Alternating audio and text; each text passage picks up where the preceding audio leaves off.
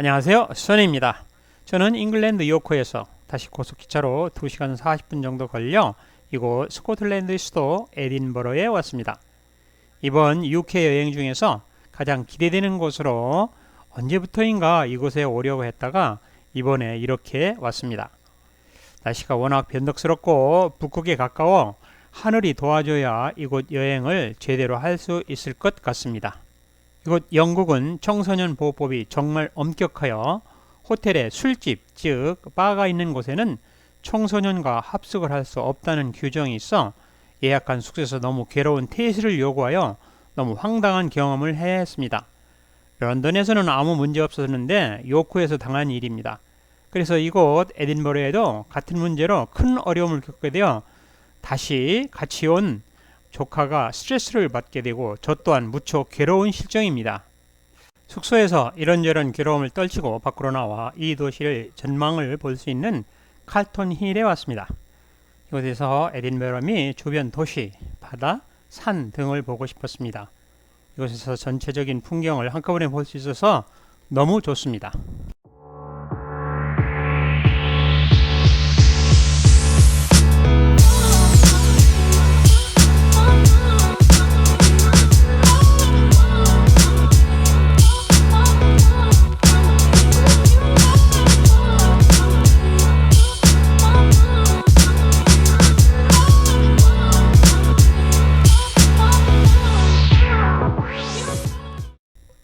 넬슨 기념탑입니다. 넬슨 기념비는 스코틀랜드 에버랜드에 위치한 호이비거 넬슨 제독을 기리는 기념탑입니다.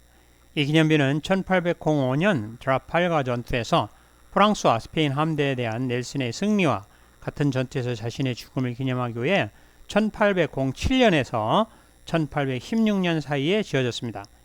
이미 우리는 런던 트라팔가에서 봤습니다.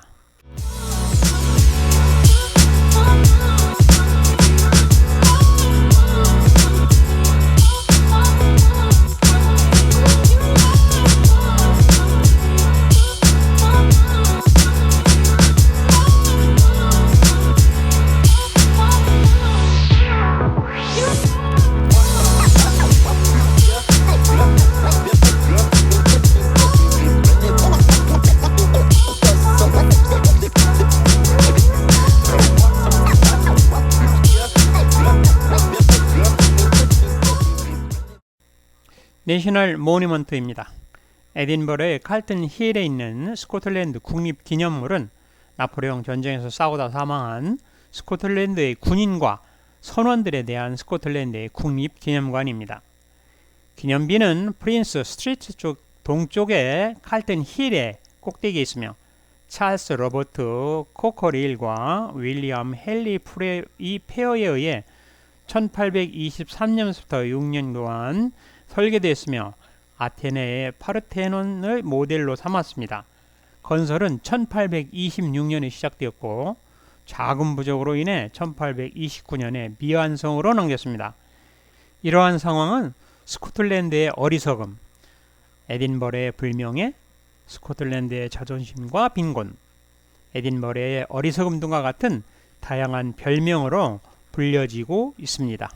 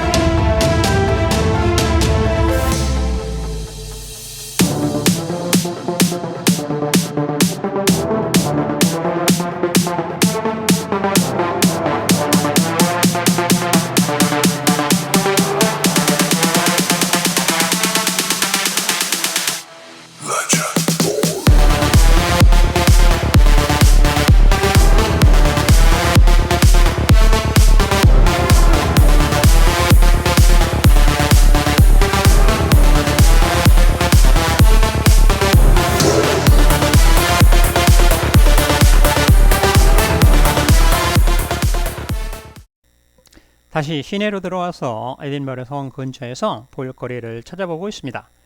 거리에 많은 관광객 및 각종 길거리 공연이 있어서 볼거리가 많습니다. 특히 스코틀랜드의 특이 복장을 하고 백파이프를 연주하는 등 이러한 모습들이 눈에 끌립니다. 국립박물관에 왔습니다. 오늘 우리는 이곳에 별 관심이 없고 외부만 확인하고 다시 앞쪽에 있는 오래된 교회 쪽으로 발길을 돌렸습니다.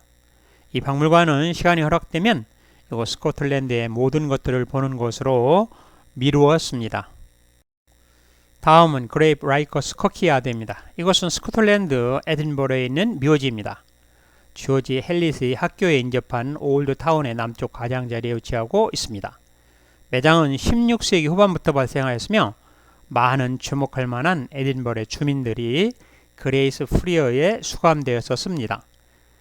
이곳은 에딘버러 시의회가 자선 신탁과 연락을 취하며 운영하고 있고 이는 교회와 연결되어 있지만 교회와는 아무 관계가 없다고 합니다.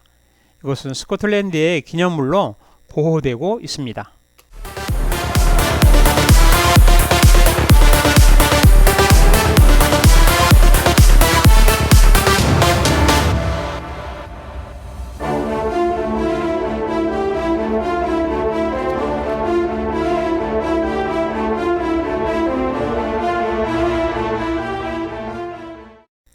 다시 쭉 걸어서 에딘버러 성 뒤편에 더 미도우에 왔습니다.